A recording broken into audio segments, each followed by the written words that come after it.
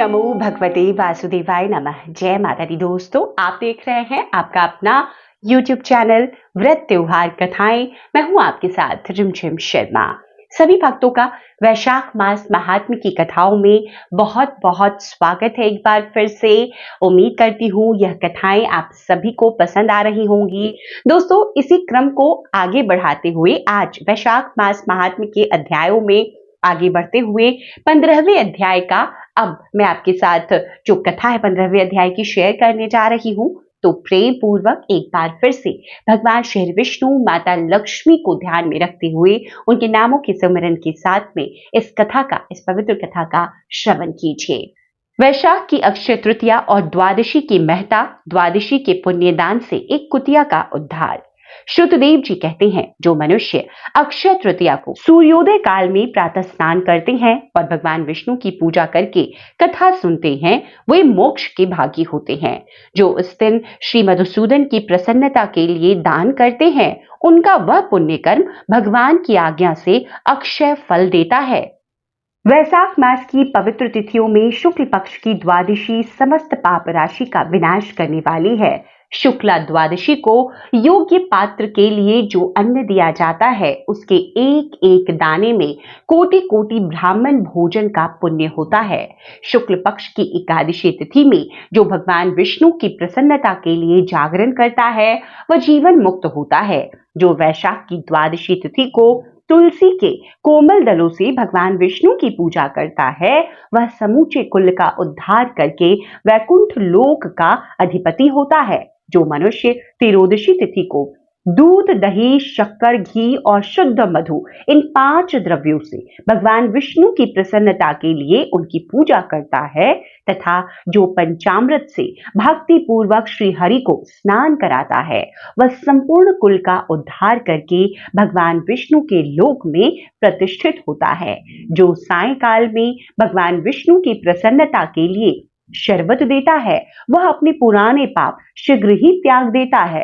वैशाख शुक्ल द्वादशी में मनुष्य जो कुछ पुण्य करता है, वो अक्षय फल देने वाला होता है। प्राचीन काल में कश्मीर देश में देवव्रत नामक एक ब्राह्मण थे। उनके सुंदर रूप वाली एक कन्या थी, जो मालिनी के नाम से प्रसिद्ध थी। ब्राह्मण ने उस कन्या का विवाह सत्यशील नामक बुद्धिमान द्विज के साथ कर दिया। मालिनी कुमार्ग पर चलने वाली पुष्छली होकर स्वच्छंदता पूर्वक इधर उधर रहने लगी। वह केवल आभूषण धारण करने के लिए पति का जीवन चाहती थी। उसकी हितैषिणी नहीं थी। उसके घर में कामकाज करने के बहाने उपपति रहा करता था। सभी जाति के मनुष्य जार के रूप में उसके यहाँ ठहरते थे। वह कभी पति की आज्ञा का पालन करने में तत्पर नहीं हुई। इस दोष से उसके सब अंगों में कीड़े पड़ गए, जो काल अंतक और यम की भांति उसकी हड्डियों को भी छेद डालते थे। उन्हीं कीड़ों से उसकी नाक, जिह्वा और कानों का उच्छेद हो गया। स्तन तथा उंगलियां गल गईं, उसमें पंगुता भी आ गई। इन सब कलेशों से मृत्यु को प्राप्त होकर वह नरक की यातनाएं भोगने लगी। 1,50,000 वर्षों तक वह तांबे के भांड में रखकर जलाई गई। 100 बार उसे कुत्ते की योनि में जन्म लेना पड़ा।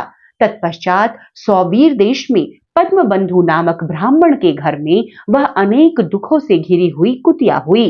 उस समय भी उसके कान, नाक, पूंछ और पैर कटे हुए थे। उसके सिर में कीड़े पड़ गए थे और योनि में भी कीड़े भरे रहते थे। राजन, इस प्रकार 30 वर्ष बीत गए। एक दिन वैशाख के शुक्ल पक्ष की द्वादशी तिथि को पद्मबंधु का पुत्र नदी में स्नान करके पवित्र हो भीगे वस्त्र से घर आ गया। उसने तुलसी की वेदी के पास जाकर अपने पैर धोए। दैव योग से वह कुतिया बेदी के नीचे सोई थी। सूर्योदय से पहले का समय था। ब्राह्मण कुमार के चरणोदक से वह नहा गई और तत्काल उसके सारे पाप नष्ट हो गए।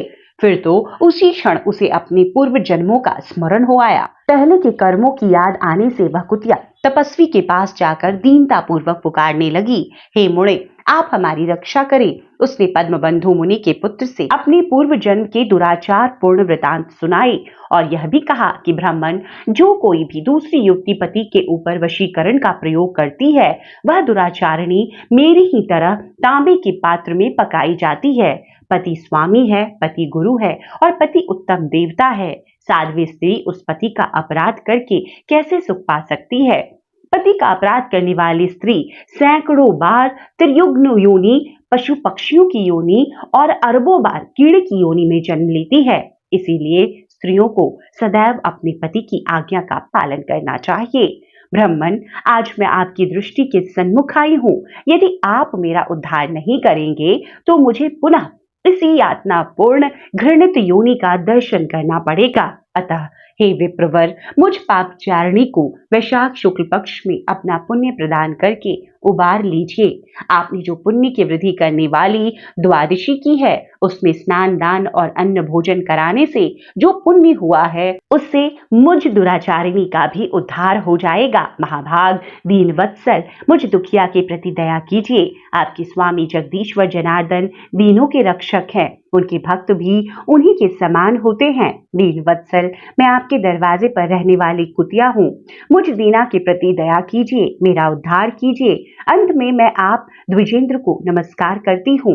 उसका वचन सुनकर मुनि के पुत्र ने कहा, सब प्राणी अपने किए हुए कर्मों के ही सुख दुख रूप फल भोगते हैं। जैसे सांप को दिया हुआ शर्करा मिश्रित दूध केवल विष की वृद्धि करता है, उसी प्रकार पापी को दिया हुआ पुण्य उसके पाप में सहायक होता है। मुनि कुमार के ऐसा कहने पर कुतिया दुख में डूब गई और उसके पिता के पास जाकर आंत स्वर में क्रंदन करती हुई बोली, पद्म बंधु बाबा, मैं आपके दरवाजे की कुतिया हूँ। मैंने सदा तुम्हारा जूठन खाई है, मेरी रक्षा करो, मुझे बचाओ। गृहस्थ महात्मा के घर पर जो पालतू जीव रहते हैं, उनका उद्धार करना चाहिए। यह वेद वेददाताओं का मत है। चांडाल, कौवे, कुत्ते ये प्रतिदिन गृहस्थों के दिए हुए टुकड़े खाते हैं, अतः उनकी दया के पात्र हैं। जो अपने ही पाले हुए रोग आदि से ग्रस्त एवं असमर्थ प्राणी का उद्धार नहीं करता, वह नरक में पड़ता है। यह विद्वानों का मत है। संसार की सृष्टि करने वाले भगवान विष्णु एक को कर्ता बनाकर स्वयं की पत्नी, पुत्र आदि के व्याज से समस्त जंतुओं का पालन करते हैं। अतः अपने पोष्य वर्ग की रक्षा करनी चाहिए, यह भगवान की आज्ञा है। दयालु होने के कारण आप मेरा उद्धार कीजिए। दुख से आतुर हुई कुतिया की यह बात सुनकर घर में बैठा हुआ मुनिपुत्र तुरंत घर से बाहर निकला। इसी समय दयानिधान पद्म बंधु ने कुतिया से पूछा, यह क्या वृतांत है? तब पुत्र ने सब समाचार कह सुनाया। उसे सुनकर पद्म बंधु बोले, बेटा, तुमने कुतिया से ऐसा वचन क्यों कहा? साधु पुरुषों के मुंह से ऐसी बात नहीं निकलती। देखो तो, सब लोग दूसरों का उपकार करने के लिए उद्यत रहते हैं। चंद्रमा, सूर्य, वायु, रात्रि, अग्नि, जल, चंदन, वृक्ष और साधु पुरुष सदा दूसरों की भलाई में लगे रहते हैं। दैत्यों को महाबली जानकर महर्षि दधीचि ने देवताओं का उपकार करने के लिए उन्हें दया पूर्वक अपनी शरीर की हड्डी दे दी थी। महाभाग, पूर्व काल में शिवी ने कबूतर के प्राण बचाने के लिए भूखे बाज को अपने शरीर का मांस दे दिया था। पहले इस पृथ्वी पर जिमूतवाहन नामक राजा हो गए। उन्होंने एक सर्प का प्राण बचाने के लिए महात्मा गरुड़ को अपना जीवन समर्पित कर दिया। इसीलिए विद्वान ब्राह्मण को दयालु होना चाहिए। क्या इंद्रदेव शुद्ध स्थान में ही वर्षा करते हैं? अशुद्ध स्थान में जल नहीं बरसाते? क्या चंद्रमा चांडालों के घर में प्रकाश नहीं करते? अतः बार बार प्रार्थना करने वाली इस कुतिया का मैं अपने पुण्यों से उद्धार करूंगा। इस प्रकार पुत्र की मान्यता का निराकरण करके परम बुद्धिमान पद्म बंधु ने संकल्प किया, कुतिया, ले, मैं इस द्वादशी का महापुण्य तुझे दे दिया। ब्राह्मण के इतना कहते ही कुतिया ने सहसा अपने प्राचीन शरीर का त्याग कर दिया और दिव्य देह धारण कर आभूषणों से विभूषित हो दसों दिशाओं को प्रकाशित करती हुई ब्राह्मण आज्ञा ले स्वर्ग लोक को चली गई। वहां महान सुखों का उपभोग करके इस पृथ्वी पर भगवान नर नारायण के अंश से उर्वशी नाम से प्रकट हुई। तो वैशाख मास महात्म के ये 15वें अध्याय में आपने ये सुना कि किस प्रकार द्वादशी तिथि की महत्ता है और उसकी पुण्य दान करने से, एक तिथि के पुण्य दान से एक कुतिया का उद्धार हो जाता है। तो हम समझ सकते हैं कि वैशाख मास की एक एक कथा जो हम सुन रहे हैं, श्रवण कर रहे हैं, कितना ज्यादा इन तिथियों का और उसमें किए हुए पुण्य धर्म कर्मों का महत्व है। उम्मीद करती हूँ सभी भक्तों को ये कथाएं पसंद आ रही होंगी। अगर पसंद आ रही हैं तो वीडियो को लाइक कीजिए, ज्यादा से ज्यादा लोगों तक शेयर कीजिए और अगर चैनल पर पहली बार आए हैं, इस तरह की जानकारी आपको भी अच्छी लगती है तो कृपया कर चैनल को सब्सक्राइब कर लें। यहाँ पर आपको इसी प्रकार की जानकारियां हर व्रत त्योहारों की, उसकी पूजा विधि, उस पर किए जाने वाले उपाय, तिथियां और कथाएं प्राप्त होती रहेंगी।